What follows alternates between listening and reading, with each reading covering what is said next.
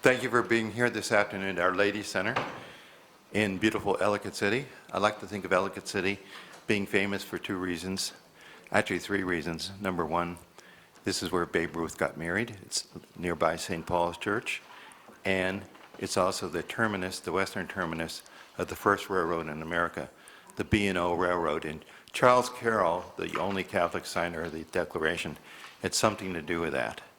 But it's also famous because this is the preeminent Catholic bookstore in the Archdiocese of Baltimore, and they're doing a great job not only selling Catholic books, but also beautiful Catholic religious goods. So we're upstairs here in the chapel. We have a great speaker today. Actually, we're blessed with two speakers, Anne and Joe Scheidler, two of the greatest heroes in the pro-life movement who have defined pro-life activism these many years they've been involved. A few words about Anne and a few words about Joe, and then we'll go to them. After the talk, we'll take up a free will offering, and then we'll have a couple of important announcements, and then we'll have them back for questions and answers. Those of you who are watching on Facebook Live, bear with us. If you'd like to give, you can do that by going to our website, defendlife.org, clicking on Ways to Give. We're an all-volunteer organization. Everything you give goes right back into the movement. Nobody gets a salary. So Anne Scheidler is the mother of 7 and the grandmother of 25. Her husband, Joe, is the father of those same 7 and the grandfather of those same 25. They're the consummate Catholic couple, and they'll tell you today how they got involved in pro-life going back to Roe versus Wade.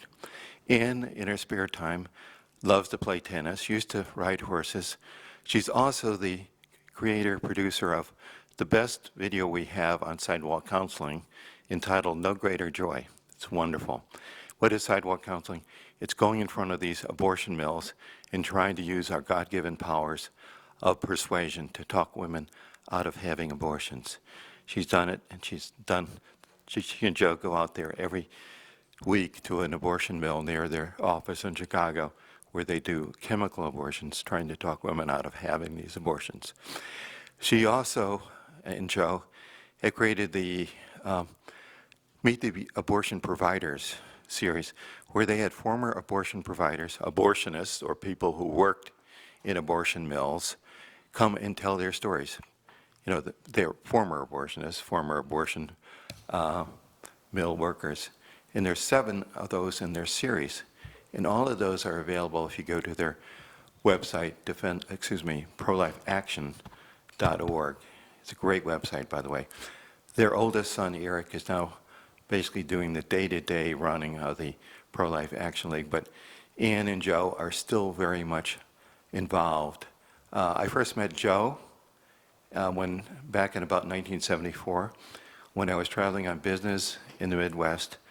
I was working with the train company that's as train as in TRANE, and the slogan, "You can't stop a train." It was a wonderful company for which to work.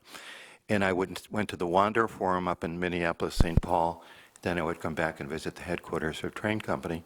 And then one time I called up that particular, it was probably the summer of 1974, about a little bit more than a year after Roe versus Wade.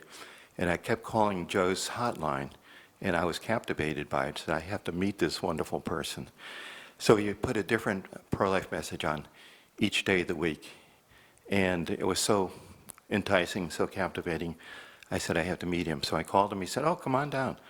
We can spend the day together. And we did that. And that's when I became a real pro-life activist. I was very much involved, but much more involved and much more committed after that. Joe's done it all. The only person in the history of America, it's not just the pro-life movement, the history of America, who's had a Supreme Court case go to the court, the high court, not once, not twice, but 3 times. He's done it all. He's paid for it in many, many ways. But God is so good. God is so great.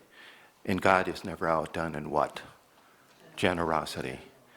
Please welcome to Our Lady Center here in Ellicott City, Maryland, Anne and Joe Scheidler.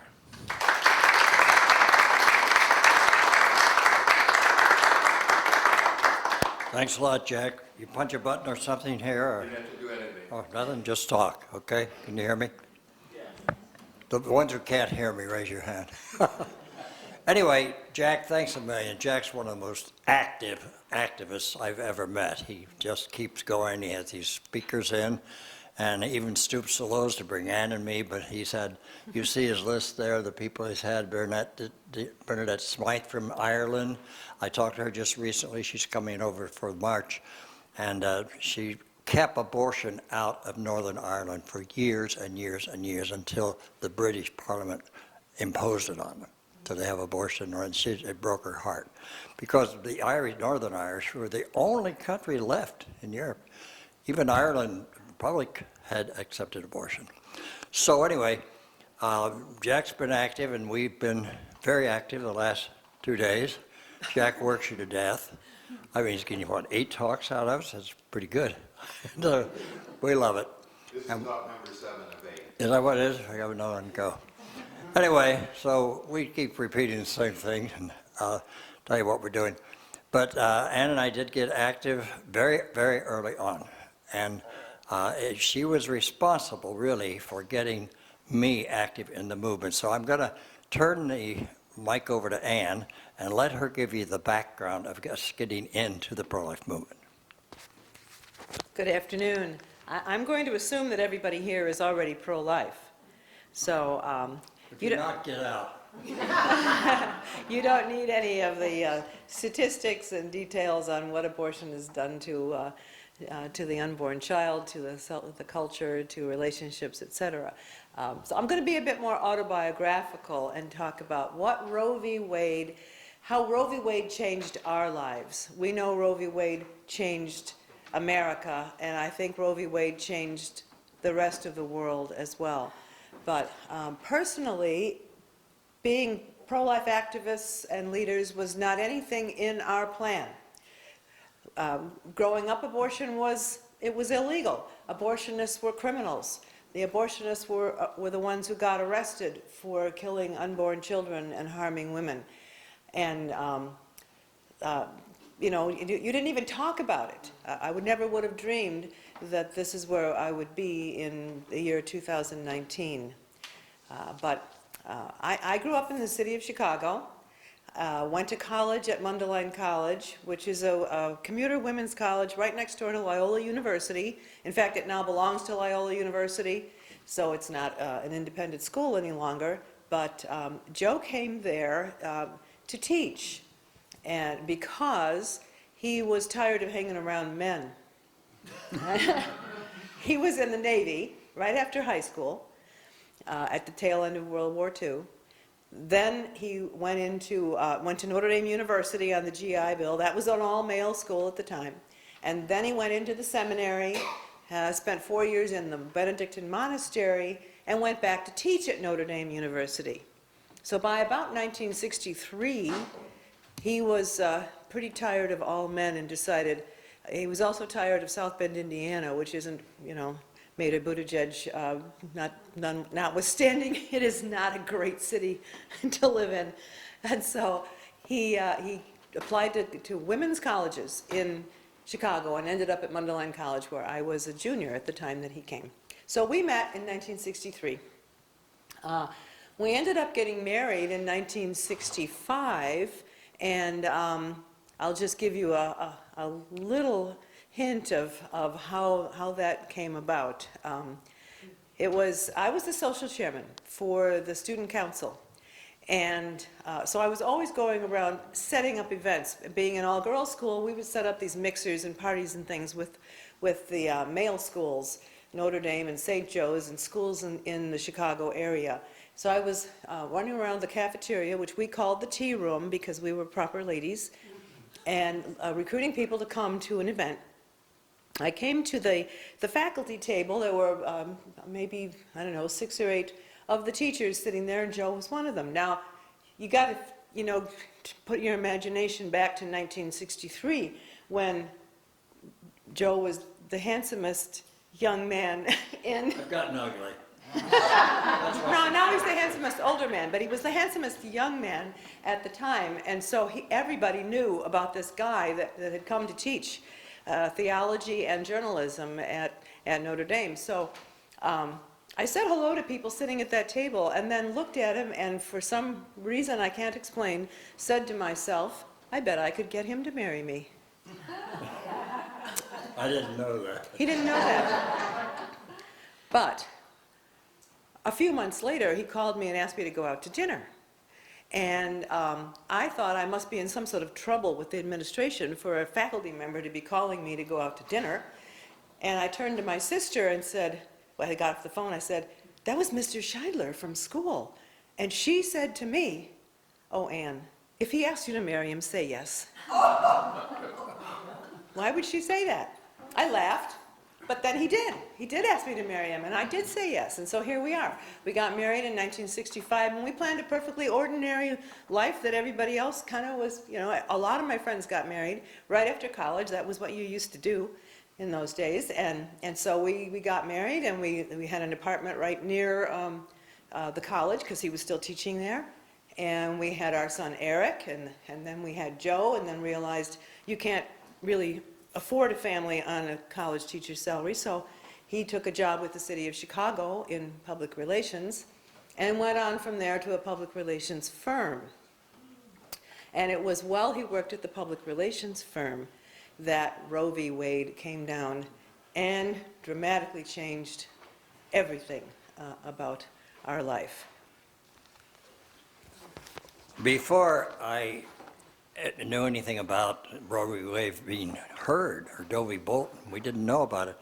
I was, as Ann said, you know, working for this PR firm, and one day Ann was invited to go to a big talk out in one of the city plazas, and was it a daily? It was the center. It was They called change Civic their Center names then. all the Now it's time. Daily Plaza, where the big Picasso statue is, if you've been to Chicago, that Picasso, nobody knows what it is, but it was done by Picasso. And so that's where the rally was being held by Illinois Right to Life. And the speaker was Henry Hyde. You've probably heard of Henry Hyde. He was the Hyde Amendment. He cut off funding for abortion in foreign countries, and so Henry was very pro-life.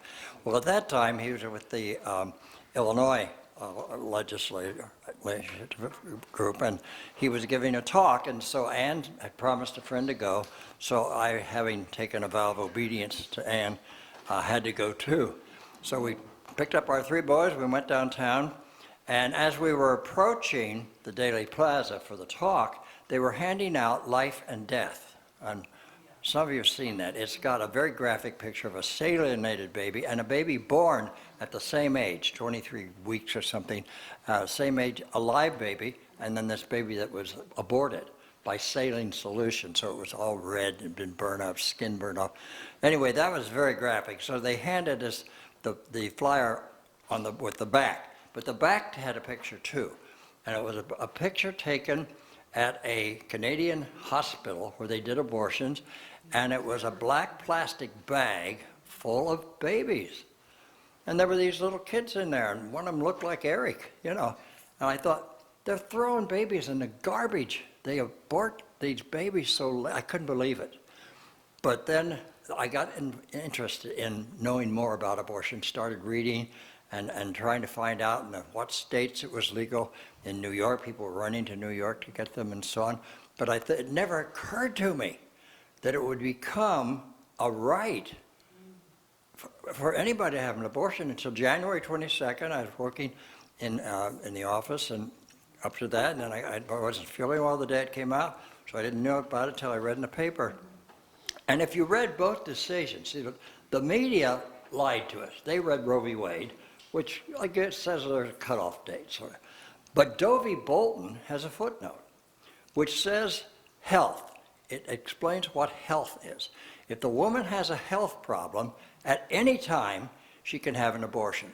Health is so broad, it included depression, it included, I'll commit suicide, it committed, I already have enough children, it would commit my husband will leave, whatever. If she could get a doctor to declare that health, she could have abortion right up to the day of birth. So most people didn't know that. But we knew abortion on demand was available for the full term of pregnancy, which it still is. And they do abortions, as you know, up and then they even have a live baby now, and then they have to decide what to do with it. Whether they're going to resuscitate it or let it die. And that's been going on all through these 47 years. So anyway, I talked to my boss. I was an account executive for a PR firm. He saw that I was out at the clinics. I was out, reading more. And finally, he suggested that I really get into this full time. He would keep me on payroll till I got settled, till I got working. He would keep me in, and I would keep my insurance because we were having a baby, and they had very good insurance for newborn and for the maternity. So anyway, I just started going out, and of course I knew that a picture's worth 10,000 words, as the Chinese say, and meaning that a picture's worth more than any number of words, because 10,000 so many. Anyway, I decided to start using the pictures. We start going to the clinics, we met with doctors, and Ann will tell some of the things that this cost us as a family. Well, we didn't actually expect this to take very long. We were a little on the naive side, not knowing that the Roe v. Wade cases were going through the courts. And I was pregnant at the time that the ruling came down, 4.5 months pregnant with our 4th child, and she turned out to be our first little girl. And I was horrified, as was Joe, that our country didn't have any respect for my baby, that my baby didn't have any legal rights that American citizens should all have. So we went looking for what can we do to turn this back, to restore America to what it should be. But we really thought Americans were better people than this. I still think Americans are better people than this deep down. But we thought it would only take a short time. We'll just take a couple of years to figure this out. And fortunately, Joe had an aunt who had left a little bit of money to her nieces and nephews, so it tided us over along with the part-time salary that his boss was keeping us on for a while. And we thought that's all we were going to need because we wouldn't have to do this very long. We started the Chicago Office for Pro-Life Publicity and tried to publish the facts of fetal development in ads in the Tribune and the Sun-Times. But number one, it was really, really hard to raise any money for that project. And number two, the newspapers would not take the ads. Too controversial. So that effort ultimately failed. And but Illinois Right to Life was looking for a director, and they hired Joe to come in and be their only paid employee, I believe it was, at the time. And Joe really put him on the map. He got a lot of attention to the issue and to the organization, a lot of speaking engagements in the Chicago area, and trying to wake up people. But also, as he said, we were really committed to using the graphic images to let people see what abortion actually does to the baby. And in one instance, using a picture of an aborted baby on a display in the city hall really drew the wrath of a pro-lifer. Tell them about that, Joe. Well, they were having a health fair, and everybody was there, Planned Parenthood and so on, and we decided we would put up a picture of the baby, the little baby that had been aborted in late term, and it was lying on towels that made it look like a cross and almost looked like it was crucified. Some of you have seen that picture. So we put it up. We had it blown up, and we put it at our booth. And when I came by the next morning on the way to work, it was gone. And this was a shame because so many people had been surrounding that booth and watching our film, which kept running. It was one of these films that starts over. And people were crowded around. And the cameras came by and took a picture, and it was on the front page of I think it was the front page anyway, somewhere in the Sun-Times. But that picture was not there. And I asked the nurse who was attending our booth, what happened to the picture? And she said some man came up and threw it across the room. And I looked, and way off in the corner of the building, the city building, was the picture with a big chunk broken off. And I said, who did this? And it turned out to be my boss. It was, so. One of the board members. Yeah, a board member. So I was in trouble, and I put it back, but it was broken. But anyway, I didn't, it wasn't long after that until they decided that I was too aggressive, and yeah, and kind of not doing things the way they wanted. So they decided to fire me. But I set up another organization, and when I got fired, I went right into another thing, and we worked a while. And finally, we decided, we had boards. We always had boards, and boards were always getting together and firing you. So I decided, how many board members do you have to have? 3. You can be an organization. So Ann and I were board members, and we had a little yes girl, Shirley, and she would agree with us. So that was my board. So now I was free to do whatever I wanted. So we just started doing everything. And after a while, we started traveling. We started finding other activist groups across the country. Every city had a group of maniacs, pro-life, activists. And we got together and formed Pro-Life Action Network Plan. And we would meet with the other groups. We'd go to California and Texas, wherever, and exchange ideas. And then I decided, I was getting so many calls from people what to do. People wanted to get active. I wrote a book called Closed, 99 Ways to Stop Abortion. And the book had it was like a stencil. Like we're going to close them fast, you'd have to stencil closed on the abortion clinic. And we had 99 ways in there, and that's been redone once, and then it should be redone now with all the mechanisms and the computers and everything we have now. It's a whole new world. But anyway, that sold pretty well and got other groups knowing what worked. And we know we saved girls because we'd go to the clinic, and the young woman would be going in, and I'd just say something like, "I don't want you to have an abortion." And she'd say, "What business is of yours?" I said, "I'm making it my business to save your baby." And then she'd say, "Well, you can't do that." And I said, "Well, let's go talk about it. Maybe I can." So we go to a restaurant or something, and we talk, and in a while she put her hands out and said, "I'm not shaking anymore. I'm going to be a mama." And then it happened. It worked. It worked if you could talk to them, if you could talk to the doctors. Dr. Bernard Nathanson, Tony Levatino, we had some contact with these people as they were coming out and talk to them, and then we would bring them in and have meet the abortion providers. And these would be all former abortionists, and we did how many? 7, I think, altogether. 7 conferences with former people that had come from doing abortions. Levatino had done, or Tony, what's his name? Nathanson, Bernard Nathanson had done 70,000 abortions. And I met him in a lobby of a hotel. We were both in the same program. And I said, for killing 70,000 people, you don't seem very, have much compunction. He said, "Joe, if I let myself think of what I did, I'd kill myself." He said, "Suicide runs in our family. My sister committed suicide, my father committed suicide. If I really thought of the people I have killed, 70,000 human beings, I'd commit suicide." So I could sympathize with that, that it was that bad. And so many of the women having abortions, you'd meet them afterwards, and they'd do anything. And then we found young people who had survived an abortion, and we would get them to give talks, and they would show up. They'd been an incomplete abortion. Maybe they'd taken a part of their head off or a piece of the arm or something, and they thought the abortion was over. And we met them as they were growing up. And we would I'd take them to Congress. We'd walk into abortionist office, a pro-abortion congressman, and say, "I want you to meet Mary Lou, beautiful young girl.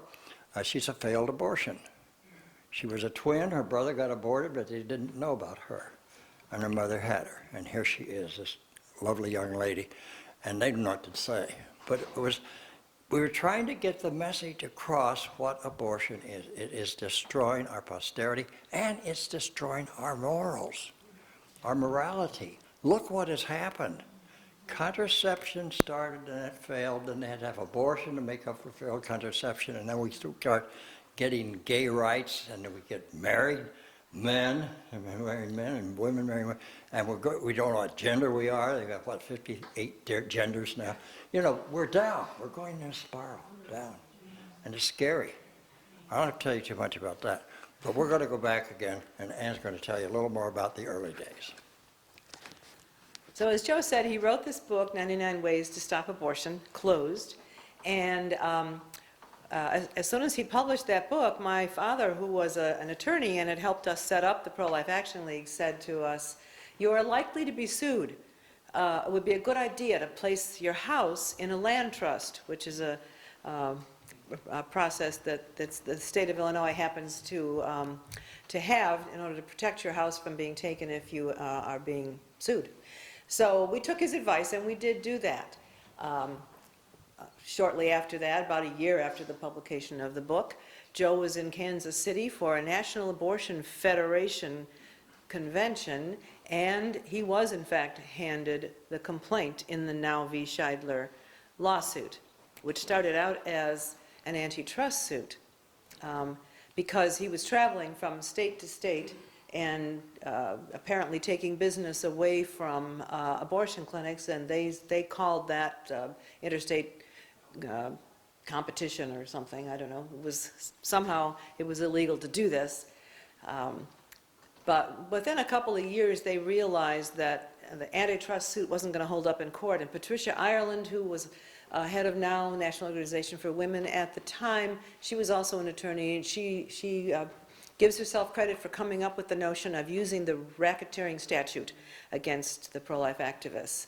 So Racketeer Influenced and Corrupt Organizations law, which was actually passed to go after drug dealers and the mafia and those kinds of organized crimes where there's some guy at the top that is directing people to commit crimes. And the crime in our case was called extortion, which they defined as you made the abortion providers afraid, and so they lost income because they had to get more security cameras and security guards, and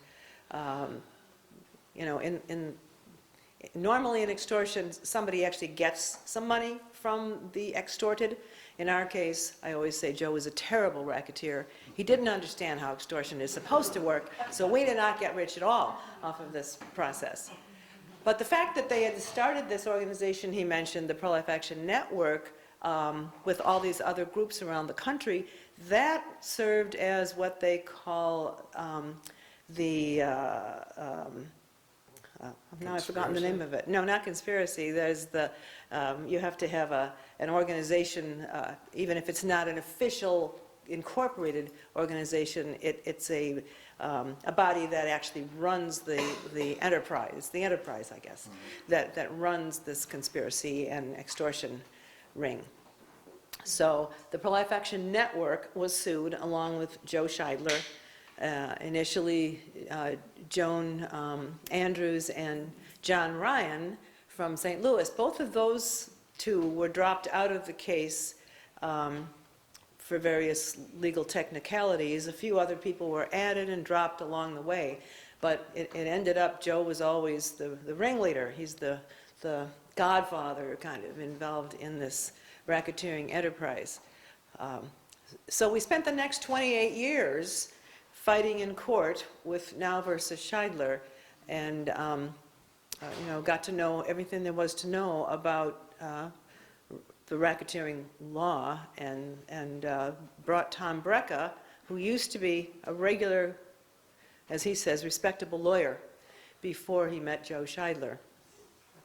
Brought him into to the defense team, because Americans United for Life, that had volunteered to be the lawyers defending the case, didn't actually have any experience in litigation. So they needed somebody who knew how to do this kind of stuff. And I had a brother-in-law who's an attorney, and I had asked him when the lawsuit first was filed, "Do you do antitrust law?" And he said, "I don't, but I have a good friend who just had a case at the Supreme Court," and he introduced us to Tom Brecka. And Tom started out as a consultant, but very quickly had to take over almost all of the work on it and ultimately all of the work on the case, and ended up giving up his law firm entirely and devoting the rest of his life to pro-life law. So we can, be kind of proud of, of leading Tom into his second vocation.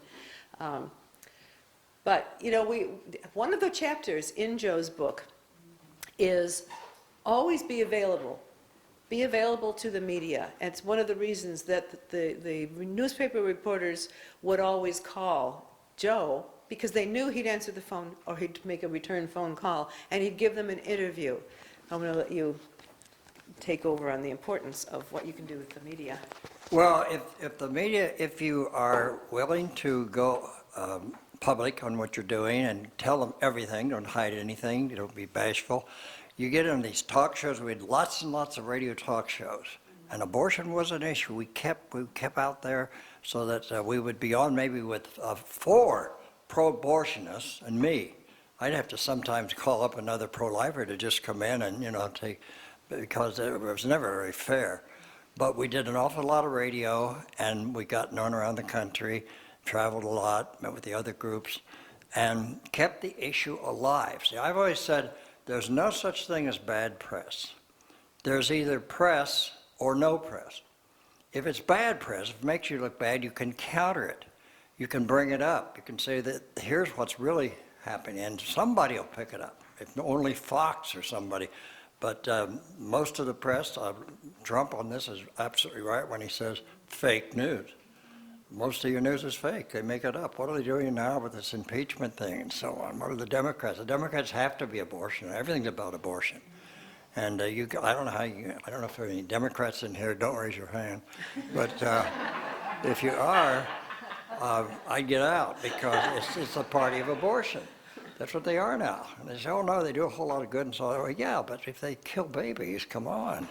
They made it. Anyway, I don't want into politics, but we helped in that because we wanted the parties to be fighting. And so when the Democrats had their first national convention after Roe v. Wade, 1976, they approved of Roe v. Wade. It's in the platform. So when the Republicans came just a couple weeks later out in Kansas City, and a group of us got together in Kansas City, got into the social issues thing, got rid of the head of it, who was pro-abortion, had him called back to Massachusetts to make a vote. And we had a friend out there calling back, and the next guy up was more pro-life, and he was a Mormon, and he was very pro-life after we took him out to lunch a few times. And we talked to him about getting in the platform an anti-Roe statement. And they did. This was in '76, that they had, they were against Roe v. Wade. And every year, the Republican platform got more pro-life and the Democrat got more pro-abortion. That's where we are today. And that was something, I don't take credit for it because other people were working on the same thing. But it was that type of thing. You had to be all things to all men every day. You'd go out to the clinics, you'd talk to the abortions, you'd have lunch with them. I remember how many times I sat and tried to eat while I'm talking to a guy that had just been killing babies. And one time I found that one doctor, his wife didn't like him doing abortions, and he was in a hospital. So I called her and said he's doing abortions, and she screamed at him, and for the next month or 6 weeks, we got notices that he was never on the list of doctors doing abortion. Then he started again, and I got a report from the hospital that he's back doing abortion, and I called her again, and then he stopped doing abortions again. So I couldn't keep that up forever. But the point is, you try to do everything you can to keep this issue alive, keep it before the public. Don't ever let them forget it or take it for granted or say it's the law of the land, it's settled. It's not settled. And I think even within my lifetime, which is probably not a whole lot left, but anyway, I'm 92 now, and but I met a 99-year-old guy today that was sharp as a tack, so maybe we'll still be around. But anyway, I think within my lifetime we will see Roe v. Wade overturned. I really believe that. We need one more judge for sure, and we may be getting that with Ruth Bader Ginsburg not in very good shape and so on. Not wishing her to die or anything, but a nice retirement at her age would be good. And Trump has promised that he will put a pro-lifer in, probably a woman, a gal from Indiana. We had a case before in Chicago. Anyway, that's part of what we do, and the point is, it's a mission. I asked Father Marx one time, how come we're here, the 6 of us are standing here after a banquet where nobody came? He said, it's a calling. It's a calling. It may be, I don't know, but I hope it was, or is, because it has to be done. And we've met so many wonderful people, Jack, and Olga Fairfax. Olga, we're go way back. Yeah, Olga Fairfax. Pro-life activist from Former early days. United Methodist minister. Yeah, right. And convert to Catholicism. Yeah, so many people we've met. I don't know if you've converted to Catholicism yet or Yes. not. You have. You did. Okay. I thought you had. Everybody has. That we worked with. It's amazing. Levatino, jointly, and Nathanson, Bernard Nathanson, became Catholic before I died, and so on. Anyway, there's a lot more we could say, and you can always read my book, Racketeer for Life, which I wrote a couple of years ago. It was a great big book, and then I gave it to my lawyers, and they took all the good stuff out. So I'm going to have to write another one out, show to my lawyers. And but We Racketeer can for Life. mention a few things that are still in the book. Yeah, you mentioned some. Yeah, when you decide to be a pro-life activist and you're, obvious out in the public, there's going to be a price to be paid. And not only did we go out and protest abortion clinics and abortionists' homes, they also protested at our home and at our office. So we've had crank calls to our house where some anonymous person, says that they're coming to get Joe. I had a call one time saying, come to the morgue and identify your husband's body. But I had just hung up on the phone talking to him, so I knew he was perfectly fine. These kinds of things used to happen with a fair amount of regularity. We've had our house vandalized, I think 3 times, maybe 4. Sometimes spray painting, and just, one time they spray painted our next door neighbor's house because they got the wrong garage. It was their back garage, and they spray painted Joe Scheidler kills women, spelled W-O-M-Y-N, because the feminists didn't like the word men in there. And that was a little embarrassing because our neighbors weren't really all that crazy about us anyway. We painted over it. So we had to clean all that up. And we had an office that was around the corner from our house. That was vandalized twice with throwing tar on the window and door and then taking a glass cutter to the windows. So the landlord didn't want to renew our lease, not surprisingly. And then, one night we heard this crashing glass in the middle of the night in December. And we got up and went and looked downstairs to see. I thought it was a shelf in our dining room, which we had a cabinet with glass shelves that had dishes and things, and I thought that must have broken. But there was nothing wrong, nothing we could see, so we went back to bed. We come down in the morning to go over to Mass, and it's freezing cold. And I'm like, why is it so cold in here? And something must be wrong with the furnace or something. But Joe went out front to pick up the newspaper, and he looks, and there's glass all over the porch. Well, it turned out that somebody had thrown bricks through both of our front windows, the living room and dining room, but we have these lace shades that were still down in place, so you couldn't see the holes in the windows. There was glass on the floor. Once we knew, to look, there was glass on the floor. And a paper wrapped around one of these bricks, just like you'd see in a movie when people throw rocks through a window with a note on it, This one said, "We are crazy radical feminists. You'll never take our Queen Anne's lace away." I'm like, what the heck does that mean? Well, one of the police officers that came to take the report Googled it, and it turns out Queen Anne's lace has abortifacient qualities. Who knew? Apparently it was used as a contraceptive in the East or something. And of course we didn't find out who did that, but we did know that the night before it happened, there was a training session for clinic escorts at a little restaurant about 2 miles from our house. And I'm convinced that it had to be women who had gone to that training session that decided to come over and have a little fun at the Scheidler house. But, happy ending to that story. Years before, Joe had given some talks in Cincinnati, and he'd stayed at the home of this Mike Gilkey, who owns the Gilkey Window Company.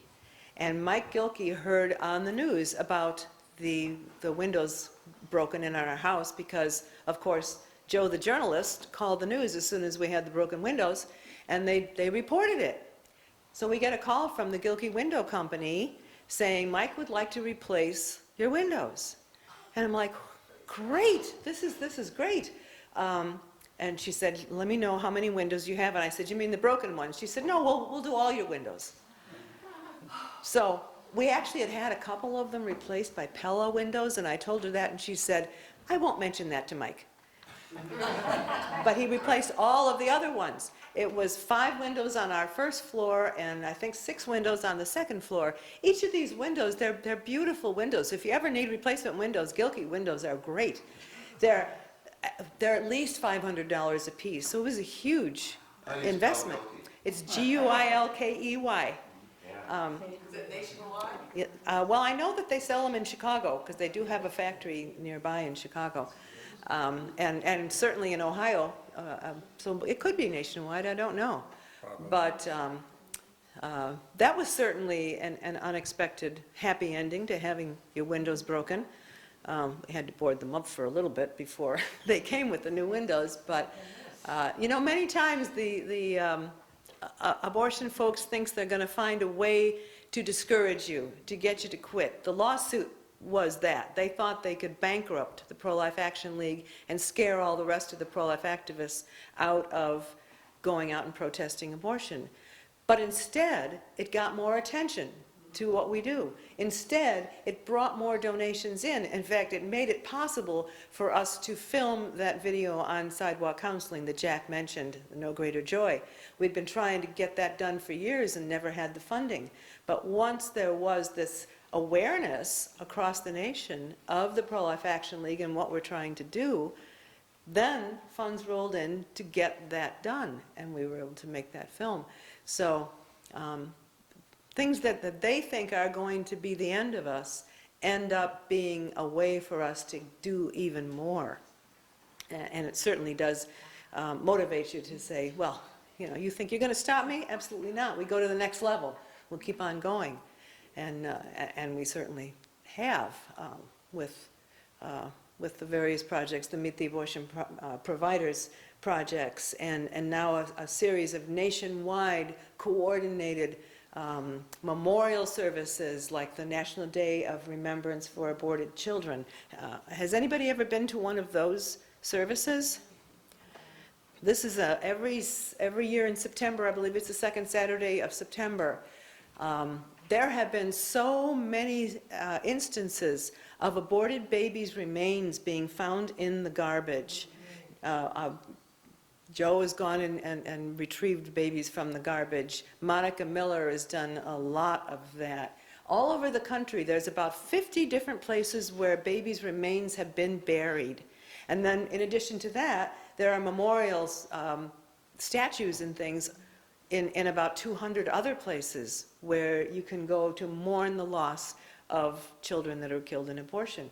So we now have this nationwide Remembrance Day in September, and it is a beautiful ceremony of just praying for those children, of remembering those children to make sure they're never forgotten, these children who should have been among us, for mourning their loss and praying for their parents and their grandparents and the rest of the country that has all been diminished because of the loss of these lives in such an unjust way. So that's one of the things we do nationwide now, projects to take huge anti-abortion signs and put them on major highway overpasses. You reach thousands and thousands and thousands of people in an hour just standing out there with the message. And you wouldn't believe how many positive responses you get. You wave to the cars below and you get the thumbs up and you get the horn honk, especially truck drivers. Is anybody a truck driver? The truck drivers are the best guys. I suppose there's also women who drive trucks too, but they're so pro-life. I don't know what it is about being a truck driver. Also, motorcycle guys, very pro-life. Yeah, they're great. Yeah. We always love to see them. What's some of our other nationwide? Well, I have Protest Planned Parenthood. In April, there's a Protest PP event, and we're kind of honing in on the perfect ways to protest Planned Parenthood. We just had a protest about a month ago. I don't know if Planned Parenthood does this other places, but in Chicago, they've started doing an annual fall event called Trivia Night. So we have signs that say abortion is not trivial. And the last protest we did, and it's at a kind of trendy bar on the north side of Chicago, a place called Revolution Brewing. They have a second floor party room, kind of. So that's where this thing is being held. So we're out in front with our graphic pictures, and we're passing out brochures that look like they're promoting Planned Parenthood, but they're actually against Planned Parenthood. And one of the guys we work with, is Chris Iverson, has put together a sign made out of LED lights that says, "Abortion takes a human life." And so that's across the street, big sign. And one of his friends developed a method of having a camera on a long pole.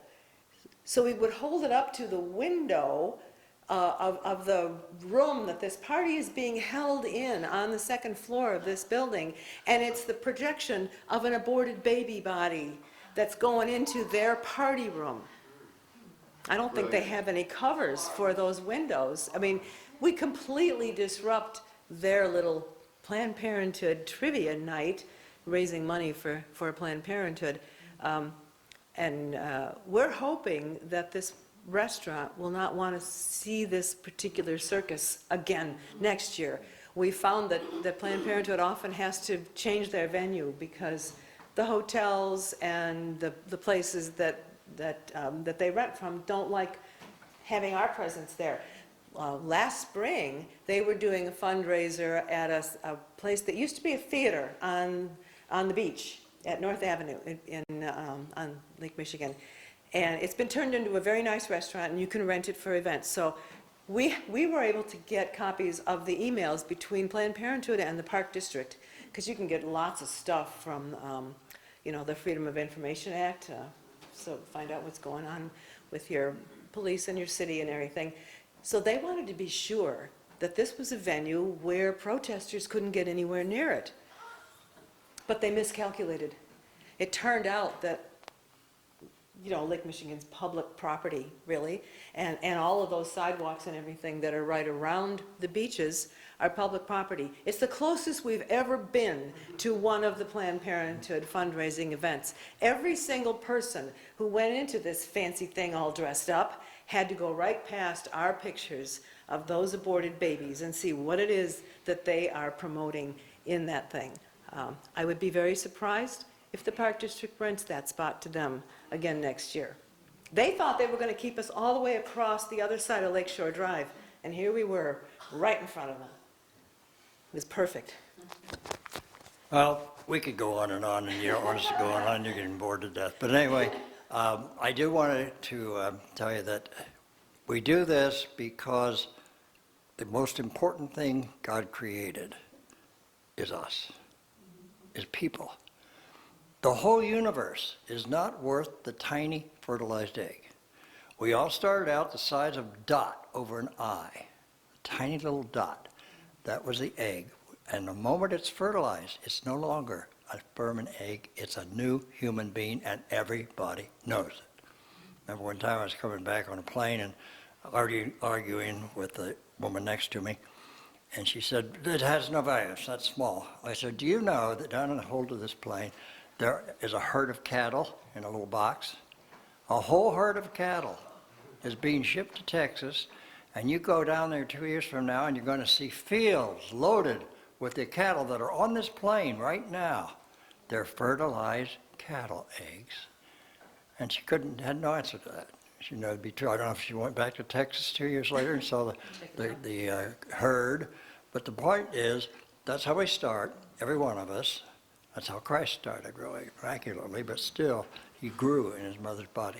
So life is the most important thing, and we have to save it, and we have to do it for God, because God created us to spend eternity worshiping him.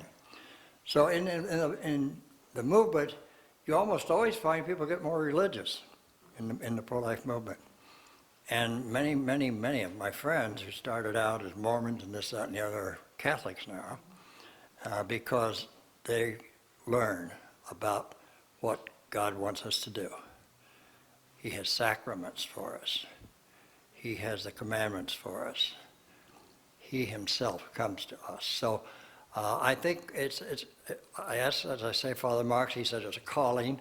I think it's a calling for all of us. You wouldn't be here if it weren't your calling, unless you're a spy. And then you'll be converted anyway. Sorry. So I just want to thank you all for being here and listening to us. And Jack's going to take over now and give you some of his wisdom. And then it will answer any questions, take 4 or 5 questions after Jack's finished with you. Thank you, Mayor. We're going to take up a free will offering now. Please give generously. Remember, we're all volunteer and nobody gets paid in Defend Life. So every dollar you give goes right back into the movement to save babies, to save the culture. And thank you, Olga Fairfax, former United Methodist minister, Catholic convert for the last 30 years, for passing the basket. She is incredible. It's good to see you. It's been a while, Olga. If you'd like to make a check, make it payable to Defend Life. And if you're watching online, Facebook Live, go to defendlife.org, click on Ways to Give, and you can give right there. You can give by credit card or by some other means right there. But thank you for your generosity. Now, before I make a few more announcements, I'd like to have you welcome a real hero.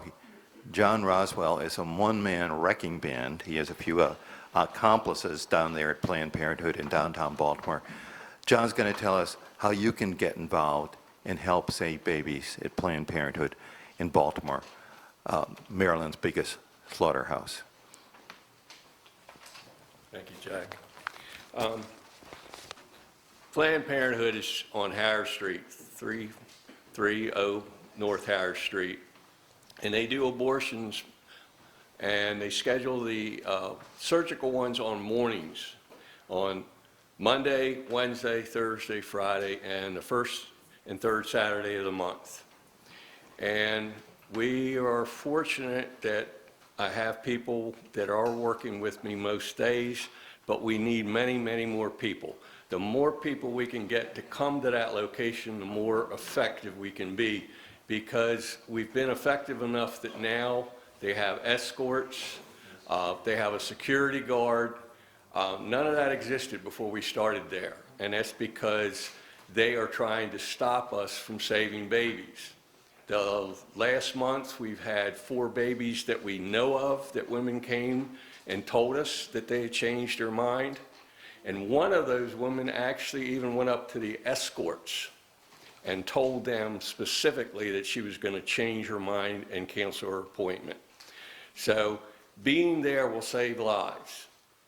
And how often do people ever have a chance to save another person's lives?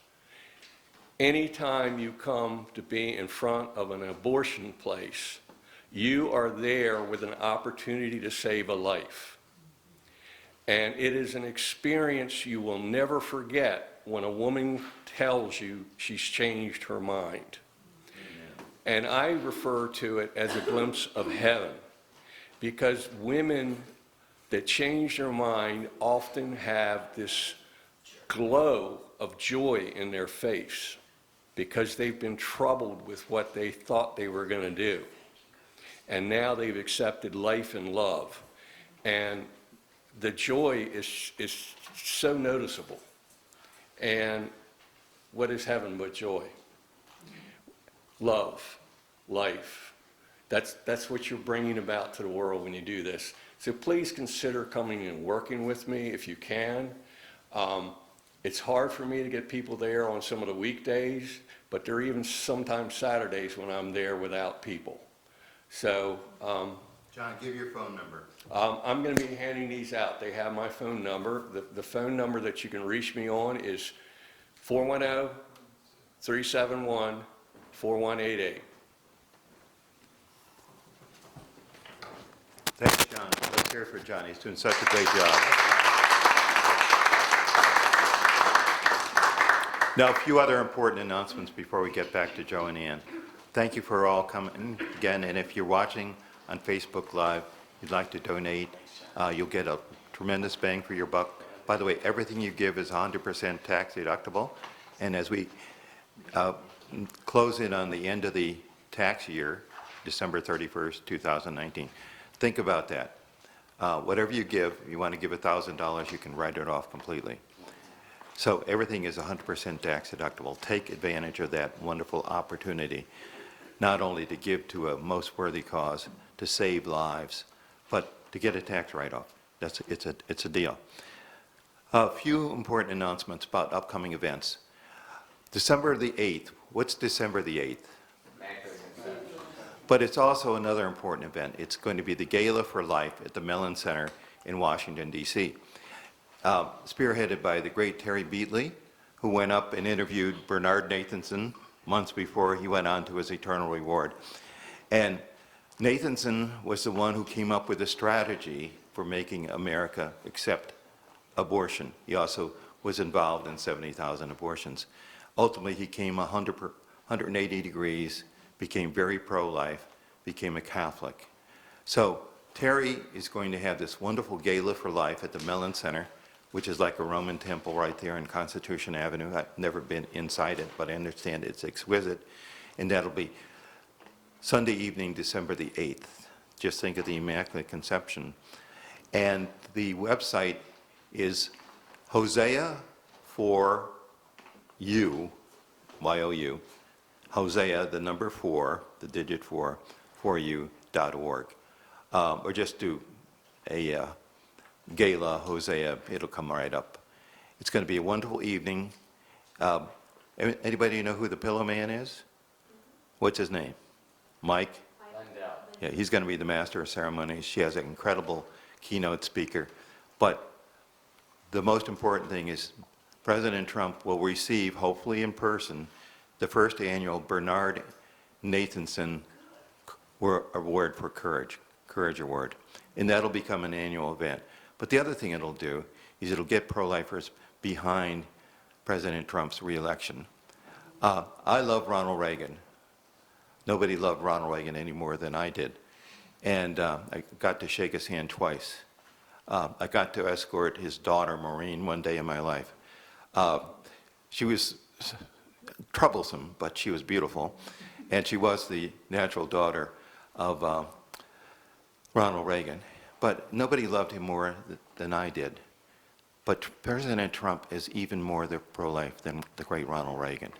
Boy, are we blessed. So pro-lifers, get over this, oh, I don't like the way he tweets. Hey, we all have some warts. But the toughness he has as a New Yorker. Anybody else who had been elected, which was probably not probable, would have been swallowed up by the fake news media. He's so tough, and it's because he's a New Yorker. He has that toughness. I went to school with a lot of New Yorkers, and I recognize that toughness. He's a great man, and we need to get behind him 100%. We need to do things that are creative, think outside of the box, just like Terry Beatley is. For instance, when we elect a president, is it by the popular vote or by the electoral vote? No, it's the electoral vote. Yeah, forget about the popular vote. Hillary actually won the popular vote. Who won the electoral vote? Trump. And what was one of the key states that put Trump over the top? Right. Our state immediately to the north, probably about 50 miles due north of here. So one of the creative things we can do, get out of our comfort zone just a little bit and go up and leaflet churches on the weeks, the Sundays before the election. Go to places like York, go to places like Lancaster, go to places like Gettysburg, Harrisburg, and so forth. Just leaflet churches. Did you talk about the great example of your granddaughter Holly, what she did? I hope you do. Bring it up in the question and answer period. We don't do enough leafleting. We have the very best cause in America. We should be out there leafleting, taking advantage of the First Amendment. Only in America do we have the First Amendment. You couldn't do this in Canada. You couldn't do it in England. You'd be arrested. So we have to do these things that only we can do. I love the idea of the pro-life banners on overpasses. We've got this nice stretch of I-95 between Baltimore and Washington. I bet you there's 20 overpasses. I remember back right before the Trump election, some Trumpers were up there with a banner. People were honking like crazy. We need to be up there with our banners. We can get those banners. Ideally, you need 4 people, one for the northbound lane, one for the southbound lane. Who here is willing to join me in that effort? Can I see a show of hands? There's 1, 2, 3. Come up and write your names down. By the way, did you collect the cards? Did we collect the cards? You collect the cards if you would. And when you put your card in, put under comments, say, willing to do overpass project. And it's so simple, really. And it doesn't take a brain surgeon to hold a pro-life banner, but it's powerful. When you hear those people honking, you'll know you're doing something good. A couple of other important announcements. You see this beautiful statue? Want to hold that up, Joe and Ann? That's it. Now, who's that?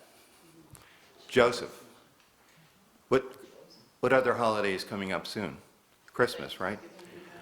Because of a lawsuit that was won by the Thomas More Law Society, Legal Society, of which Ann is the chairman of the board, it was about nativity scenes right there in Chicago, the Daly Plaza, the City Hall, whatever they call it there in downtown Chicago. We won. And what that means is that anybody in America can take one of these nativity scenes, take it to a state capitol, take it to a county courthouse, take it to a city hall, and put it up. And they cannot deny us that right, okay? So, for instance, we had no problem getting permission. I'm not sure we really need permission, but we did go through the process of getting a permit to putting it up in front of the State House in Annapolis. But let's not stop there. How many people have homes on streets? Now, Don Bates, you live up in the woods, so you don't qualify. But most of us live on streets, okay? Get one of these, go to this website, and everybody who's listening online, write this down. American, that's A-M-E-R-I-C-A-N, American Nativity Scene, S-C-E-N-E, scene singular.com. And you can get one of these beautiful nativity sets that's worth every bit of $1,000. They're hand painted. And guess how much it costs? Nothing. It's free. Take advantage of that and do it now. Don't wait until, December 20th. Please do it now and get it up in places. We have 7 of them up here in Maryland already. And they're absolutely great. I keep this in my living room during the year. But they're hand painted. That's why they have that glisten. And it's all because of the great work of the Thomas More Law Society. Ann is the chairman, and the great Tom Brecka heads up the day-to-day efforts. Okay, a couple of more announcements, and then back to questions and answers. Another important date is coming up is the March for Life, which is, can you tell me the date? January the 24th, right? That's a Friday. The night before, we're going to be at the Shrine of the Immaculate Conception, passing out literature on Our Lady of America. Now, how many people here know that just last Wednesday here in Baltimore, there was a miracle of the sun? Did you read about that in the Baltimore Sun? Did you read about it in the Catholic Review? No. Did you hear about it on any of the 4 stations? No.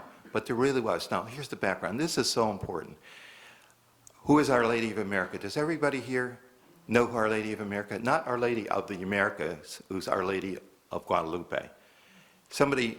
Everybody knows the story, how way back in 1956, the Blessed Mother appeared to this Sister Mildred Newsel in a small town just north of Fort Wayne. That's the diocese where Joe Scheidler grew up.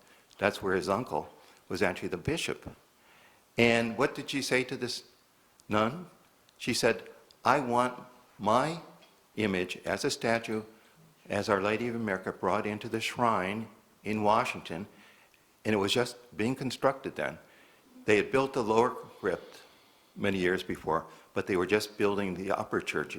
So it was still under construction. She actually held a scale model of how it would appear. She said, I want my image as a statue brought in. And if it is, and properly venerated, America will receive miracles that will exceed those of Fatima and Lourdes combined. Wow, what an offer. And it even gets better. America will become a role model for purity throughout the world. But it never happened. And you see the results. You see the chaos. You see the sexual immorality, the breakdown in marriage, this transgenderism and all that stuff. But here's what a group of us did. Last Tuesday and Wednesday, at the Bishops' Conference right here in downtown Baltimore, at the Marriott Waterfront Hotel, we had 2 public rosaries out on the sidewalk. We had 3 bishops with us. Now, why in the sidewalk? Because as Father Pavone says, we own the sidewalks. They can't kick us off the sidewalks. And on Tuesday, we had Bishop Mark Brennan, formerly of the Archdiocese of Washington, wonderful pro-life priest. I got to know him a little bit. He actually gave us the use of his apartment for housing during our Face the Truth tour. How many priests or bishops would do that? And then on Wednesday, it got even better. We had 2 bishops. One was Bishop Joseph Coffey, the brand new bishop, auxiliary bishop for the military, who's from Philadelphia, who actually got arrested in rescues way back during the period of rescue, along with his dear mother, along with some of his siblings. Boy, is he pro-life. He's going to be living right here in Baltimore, thanks be to God. And we're going to tap into him. You want to tap into him. He's going to be living John Roswell at St. Philip Neri down near the airport. So get to know him. And then the Tiger of Tyler, Bishop Joseph Strickland. Wow. Have you all heard about Bishop Strickland? Well, he's a Fulton Sheen, but maybe a little more tenacious than the great Fulton Sheen. He'll be beatified when? What's the date for his beatification, Ann? December 21st. Wow. What a patron he'll be for the pro-life movement out in Peoria, Illinois. But anyway, getting back to Bishop Strickland, he shows up, he kneels down on the cold bricks. It was 40 to 45 degrees outside.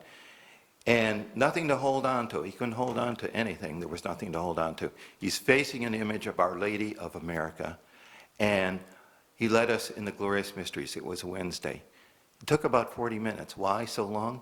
Because he had a 5 to 7 minute homily before each of the 5 mysteries. It was beautiful. But it gets better. I looked to the south. And here's what I saw. And it didn't hit me that I was seeing a miracle at the time because I was running around being the master of ceremonies and trying to orchestrate everything. Let's say the sun is as big as my fist. What I saw was 100 times wider, 100 times wider, and about 30 times taller. It was, think of it like a rectangle, a huge rectangle in what we call landscape in computer ease. So it was bright. By the way, I could look at it. You can't look at the sun, but I could look at the sun. Around the perimeter of that huge rectangle, think of it as a football field on its side, I saw starbursts all around. So that's what I saw. Now, other people saw it differently. One person saw the sun spinning. She was in tears. She came down all the way from Massachusetts. Another person who took a picture saw colored rings, the colors of the rainbow, but there was a miracle of the sun. So what does that mean? What it means is that the Blessed Mother wants us to continue to work for this, what she asked for way back in 1956, bringing her statue into the shrine. Now, the statue already exists. It's somewhere out near Fort Wayne, Joe, and it's just a matter of the bishop saying, yes, we need to do it. They need to wake up and realize that they shouldn't be talking about this and that and the other thing. I overheard one bishop say in a dining room, that requires a memo of understanding. Now, can you imagine Peter saying to Paul or one of the other apostles, I think we need a memo of understanding on this. The bishops have come a long way. But the good thing is, at least two-thirds of the bishops are very solid. They voted the right way when the subject of dumbing down the pro-life plank was brought up. And Bishop Strickland had a lot to do with that. But there's a lot of other good bishops, like Bishop Barron, thanks be to God, and Bishop, the two new bishops I was talking about, Bishop Brannon, who may be a little wrong on some of the issues, but on the pro-life issues, he's right on target, and a bunch of the other bishops. So good things happen. So what should we do? Go to any church on Sunday, you do it any day of the week, any church dedicated to the Blessed Mother. That could be the Shrine in Washington, it could be Our Lady of Lourdes, it could be the Basilica of the Assumption downtown. Just a group of 3 or 4 or 5, say the rosary and have a picture of Our Lady of America and be passing out cards about Our Lady of America. I'll get you the cards. It's very easy to do. We'll be sending out a blanket email very shortly on that, including the picture of the miraculous miracle of the sun. I guess that's a little bit redundant. The miracle of the sun that one person, God bless her, actually took. So a lot of good things happening. Mark those dates down, December 8th, January the 23rd, the night before the March for Life. Oh, one last thing. Mark down this date. January the 17th, that'll be our annual March for Life kickoff lecture. That'll be down at the Rock Creek Knights of Columbus in Bethesda. We'll have another fantastic speaker.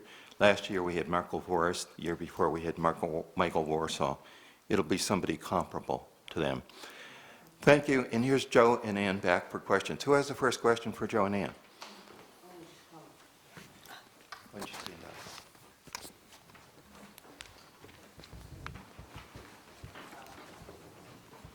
Just comments. Yeah. Just, a lot of thoughts that came through. A few recommendations, basically, really, that if you have the issue about the votes, I really would remember, because this area, as much as we do, Maryland is going to always be Democratic, huh? So you mentioned, and it's the truth, but we can Like do Illinois, yeah. early voting, and then let's get all people to do the arrange buses, and we can all go and help into these states that we, because they all vote on different times, so which is really good in a way, you know what I'm saying? So we can move, and we have 24/7, so when it's, you know what I'm saying, different states. Yeah, sometimes if you can go to somewhere that your political efforts can really make a difference. Exactly, make a difference. But we must never forget that it's fundamentally, this is a matter of conversion of hearts and minds. And we won't get a good government until we get a good electorate. And we need all Americans to understand the value of life and to vote life every time they walk into That's a... very important. And Even a Democrat can learn to love life. that's the thing. The other point that I try to do is to look at the people, you work with people who say they're pro-life, but they vote pro-choice. Okay? And we see that constantly, and they've always have identified ways by, I call it a cover-up, because it's really kind of like lacking Christian conscience. Because people start talking about like family separations, they talk about the immigration. The whole seamless garment thing, They get yeah. into it, because what you have to remind them is that all of these things are important. Okay, so you have the Republicans with lose votes because we claim them they're not important. But everything is important. Okay, the only thing is it's done in stages. So almost like you're having stages of life. Yeah. So it's really important for people to know that. And unless we start switching our education, we're gonna lose, big time in the country. And we're not talking about it. We had 3 ladies that came in to St. Patrick in Rockville, and they said the churches are not sponsoring life issues. The priests are not talking about that. Your pastors, okay? They're having also getting into schools. She's saying getting into school, but we need to do these things. That's what needs to happen. You know what I'm saying? Oh, We need to do that. We have to be practical about what we have the ability to do. And we aren't going to be able to make any difference in what comes out of the pulpit or what comes out of the Chancery office, But we can make a difference in everybody that we know in whatever circles we are involved in. And most people are involved in something, whether that is a book club, or it's a Rotary club, or it's a tennis club you belong to, or something. We know people, and we can have a conversation with the people that are in our circles, and get into a discussion, to make them think about what is the crucial crisis of our But time. you have to give them facts, man, so you. Oh, yeah. The thing is that a You lot need to of be- folks- you need to a lot of educate folks, they're yourself. talking- They're listening to you, but they're really not, then they go back and they're doing things against what we just discussed. Would you please come up and talk to me afterwards? I'd love to talk to you some more. Exactly. Very, very good. Who has the next Okay. question? Olga? Just a couple of comments. A woman is a mother from the moment of conception. So I've taken the word woman out of my vocabulary and I call her a mother. They are a mother. I even ran a pregnancy test on a girl who wrote number 10 on her intake card. She was thrilled to be pregnant. She was 10 years of age, but she was a mother. Okay? Let's not ever use abortion on demand. No, it's abortion on whim. I had a girl, she woke up depressed one Friday morning. Within an hour, she was in the abortion mill. Okay, that was abortion on whim, as many of these abortions are. And if somebody had been at that clinic Yeah, she may that not could have- have had a conversation with her, she might have been able to Yeah. go- One of turn the around and go happiest- home. One of the happiest things I've seen recently, I was walking past the old Planned Parenthood on 16th Street, 2 blocks from the White House, and there was a huge dumpster in the front yard, and the word Planned Parenthood was even vandalized. I was cheering, I was thrilled, I was ecstatic. I went in there one time before they put the locks on the door, and I went to the library, and I had stacks of pro-life literature, and every book I'd take out like this and put the pro-life literature in the book. So I thought, well, somebody's going to be, you know. Sounds like a chapter out of Closed. Yeah. See, I got a mentor.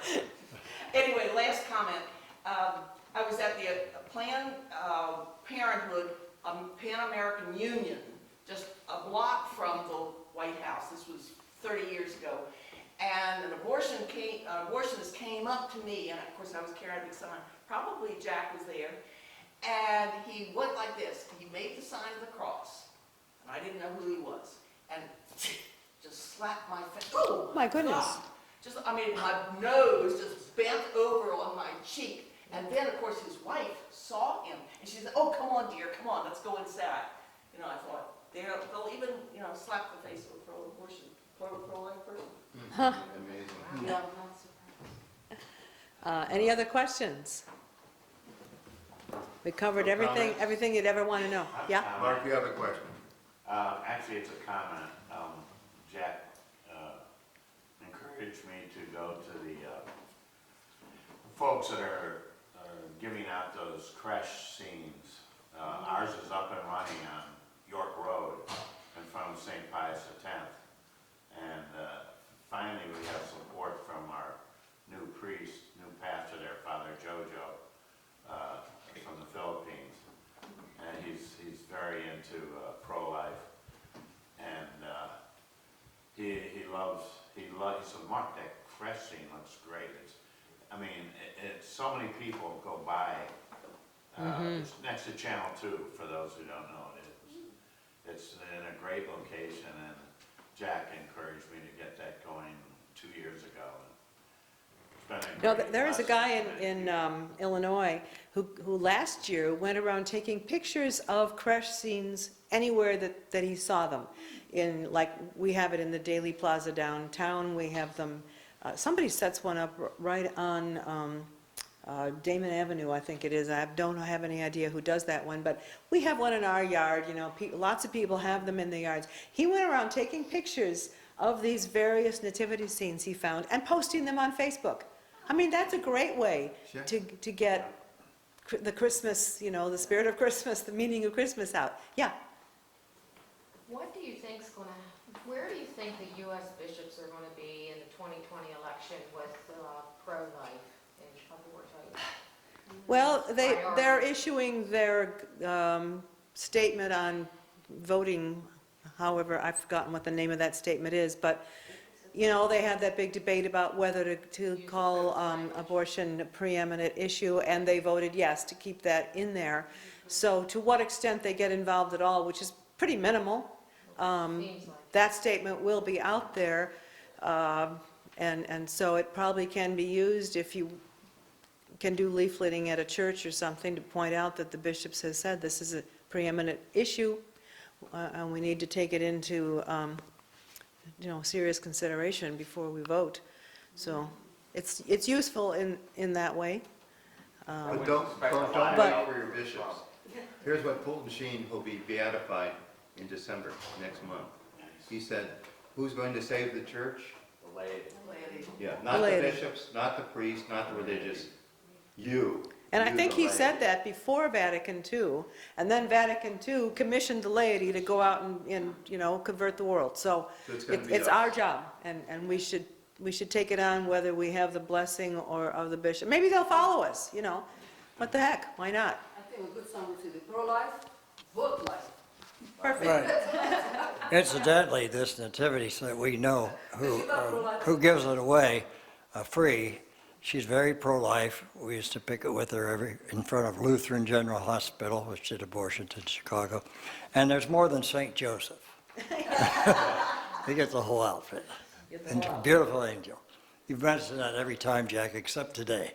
You just showed St. Joseph, and he's not alone. Two of our kids already have this set for their front yards, and I think Kathy's getting one it should be delivered any day. Oh, great. To her house.